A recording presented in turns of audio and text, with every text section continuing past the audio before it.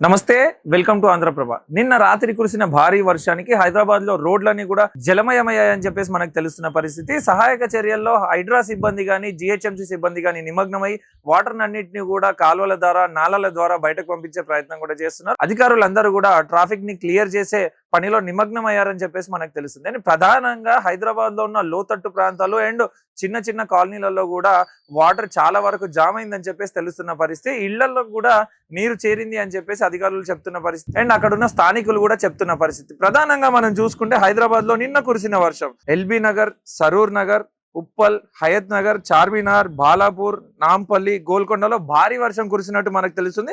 ఇక ఎంత వర్షపాతం నమోదైంది అని చెప్పేసి మనం చూసుకుంటే అత్యధికంగా సరూర్ నగర్ లో 112 మీటర్ల వర్షపాతం నమోదైందని చెప్పేసి వాతావరణ శాఖ వెల్లడించిన పరిస్థితి. ఇంకా మిగతా ఏరియాలు మనం చూసుకున్నట్టయితే ఉప్పల్లో 81.3 మిల్లీమీటర్ల వర్షపాతం, బండ్లగూడలో 79.5 మిల్లీమీటర్ల వర్షపాతం, హయత్ నగర్ లో 72.5 మిల్లీమీటర్ల వర్షపాతం నమోదైనట్టు వాతావరణ శాఖ వెల్లడించిన పరిస్థితి ఉంది. రాగల 72 గంటల్లో కూడా విస్తారంగా వర్షాలు పడతాయని చెప్పేసి కూడా అధికారులు చెప్తున్న పరిస్థితి. మరో వారం పాటు కూడా ఈ వర్షాలు ఇట్లానే విస్తారంగా కురుస్తాయని చెప్పేసి కూడా వాతావరణ శాఖ వెల్లడించిన పరిస్థితి. లోతట్టు ప్రాంత ప్రజలందరూ కూడా అప్రమత్తంగా ఉండాలి. వర్షాలు భారీగా పడుతున్న పరిస్థితుల్లో మీరు అక్కడి నుంచి వెకెట్ చేసే సందర్భం కూడా ఉంటది అని చెప్పేసి కూడా అధికారులు చెప్తున్న పరిస్థితి. ప్రధానంగా మనం చూసుకుంటే మాత్రం 2 తెలుగు రాష్ట్రాలకి విస్తారంగా వర్షాలు పడతాయి మరో 72 గంటల పాటు అని చెప్పేసి కూడా వాతావరణ శాఖ కానీ ఐఎండీ కానీ వెల్లడించిన పరిస్థితి.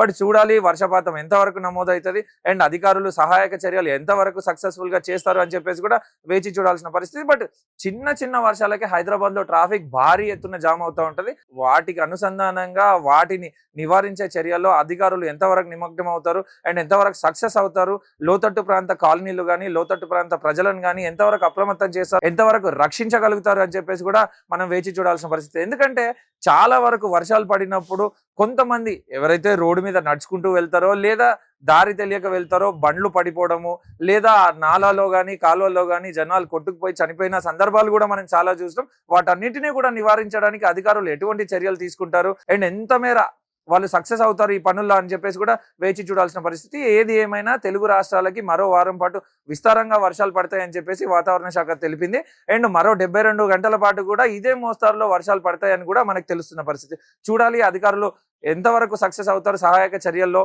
అండ్ ట్రాఫిక్ నివారించే చర్యల్లో అని చెప్పేసి వేచి చూడాల్సిన పరిస్థితి. కెమెరామెన్ ప్రవీణ్తో మల్లేష్, ఆంధ్రప్రభ, హైదరాబాద్.